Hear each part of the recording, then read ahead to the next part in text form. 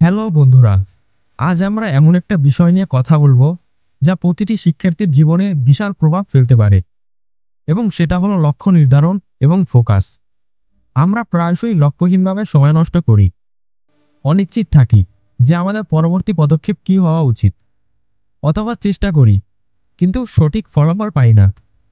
তাই আজ আমি তোমাদের দেখাবো কিভাবে সঠিক লক্ষ্য স্থির করতে হয় এবং কিভাবে ফোকাস ধরে রেখে ধারাবাহিকভাবে এগিয়ে যেতে হয়।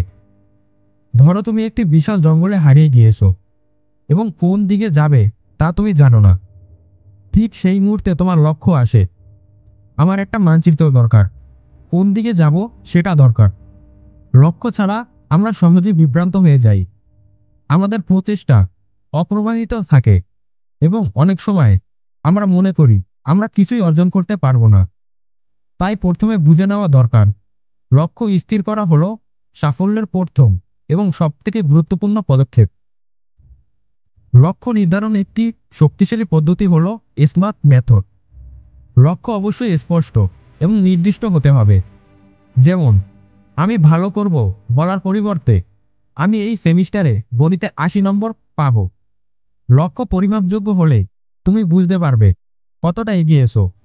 লক্ষ্য বাস্তবসম্মত হলে মানসিক চাপ কমে এবং তুমি ধারাবাহিকভাবে চেষ্টা করতে পারো। লক্ষ্য প্রাসঙ্গিক হতে হবে, অর্থাৎ এটি তোমার স্বপ্ন এবং আগ্রহের সাথে মিল থাকা উচিত। অন্যের কথা শুনে কোনো লক্ষ্য ঠিক করলে তুমি আগ্রহ হারাবে।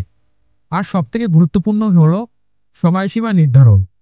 লক্ষ্য নির্ধারিত সময়ের মধ্যেই অর্জনযোগ্য হলে এটি একটি বাস্তব পরিকল্পনায় রূপান্তরিত হয়। লক্ষ্য ঠিক করলেই সব সমাধান হবে না, ফোকাস ধরে রাখা সবথেকে বড় চ্যালেঞ্জ।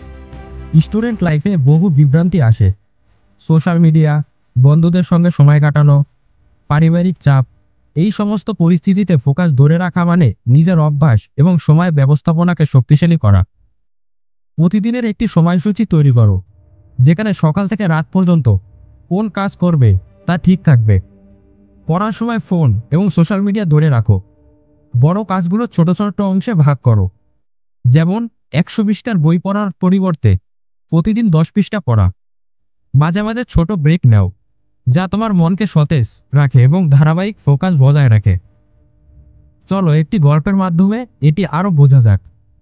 রাহুল নামের একজন শিক্ষার্থী ভালো ফলাফল করতে চেয়েছিল, কিন্তু ফোকাস করতে পারছিল না। প্রতিদিন সোশ্যাল মিডিয়ার সময় নষ্ট হচ্ছিল। একদিন সে নিজের লক্ষ্য ঠিক করলো, প্রতিদিন সকাল ৬টা থেকে ৮টা পড়বে। প্রথমে কঠিন মনে হলেও ৩০ দিনের মধ্যে এটি তার অভ্যাসে পরিণত হয়। শেষ সেমিস্টারে সে ৯০% নম্বর পেল। এই গল্প থেকে আমরা শিখতে পারি যে সঠিক লক্ষ্য নির্ধারণ এবং ধারাবাহিক ফোকাসই সাফল্যের চাবিকাঠি। প্র্যাকটিক্যাল টিপসও গুরুত্বপূর্ণ। লক্ষ্য লিখে রাখলে মানসিকভাবে প্রতিশ্রুতি তৈরি হয়।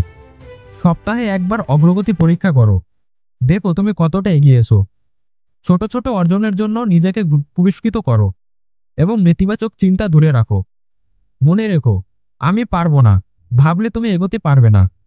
লক্ষ্য নির্ধারণ এবং ফোকাস শুধুমাত্র পড়াশোনার জন্য নয়, জীবনের প্রতিটি ক্ষেত্রে প্রযোজ্য।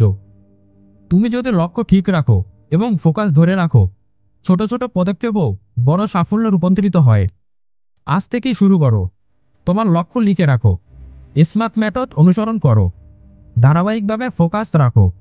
ভবিষ্যতে তুমি নিজের প্রতি গর্বিত হবে। বন্ধুরা, এই ভিডিও থেকে যা শেখার তা হলো লক্ষ্য এবং ফোকাস ধরে রাখা মানে শুধু পড়াশোনা নয়, পুরো জীবনের জন্য একটি শক্ত ভিত্তি তৈরি করা।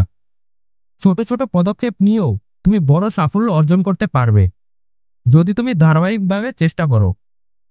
প্রতিদিন একটুখানি চেষ্টা, একটুখানি অগ্রগতি, এগুলো মিলিয়েই তোমার স্বপ্নের কাছাকাছি নিয়ে যাবে। তাই আজ নিজের লক্ষ্য ঠিক করো, ফোকাস ধরে রাখো এবং কখনো হাল ছাড়ো না। ভিডিওর শেষে আমি শুধু একটুকুই কথাই বলবো, তোমার লক্ষ্য নিয়ে তুমি যত বেশি স্পষ্ট ও আত্মবিশ্বাসী হবে, তোমার ফোকাস ধরে রাখা তত সহজ হবে। প্রতিদিনের ছোট ছোট প্রচেষ্টা তোমাকে একদিন সাফল্যের চূড়ান্ত পরিসরে পৌঁছে দেবে। তাই বন্ধুরা, লাইক, শেয়ার করতে ভুলবে না। কমেন্টে তোমার লক্ষ্য লিখে দিয়ে যাও। নতুন ভিডিও পেতে সাবস্ক্রাইব করো।